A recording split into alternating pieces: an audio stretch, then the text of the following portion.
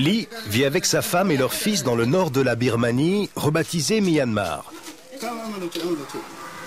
Pour cette famille paysanne de conditions modestes, les feuilles de bananier du jardin remplacent les assiettes et les services. Le 75% de la population birmane vit en zone rurale. Sur leur table, on y trouve presque exclusivement les produits cultivés par eux-mêmes. L'autosuffisance paysanne, seule solution pour éloigner le spectre de la famine dans ce pays dirigé par une junte militaire sans scrupules. C'est dans sa maison, qui compte une seule et unique pièce, que Lee garde ses semences.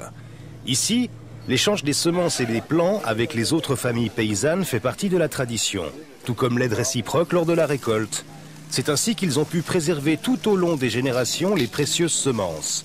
Semences qui sont aujourd'hui en danger. Depuis quelques années, des hommes d'affaires chinois et indiens investissent massivement dans l'exploitation des territoires du nord de la Birmanie. Sur ces grandes surfaces plates qui se prêtent à une culture intensive très rentable, la canne à sucre et les palmiers à huile ont supplanté celle des produits indigènes nécessaires à la survie des paysans. Malheureusement, nos paysans sont exploités par les étrangers. Ils doivent désormais acheter très cher les semences, les engrais et les pesticides.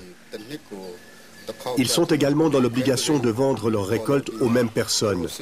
Ce système les rend totalement dépendants.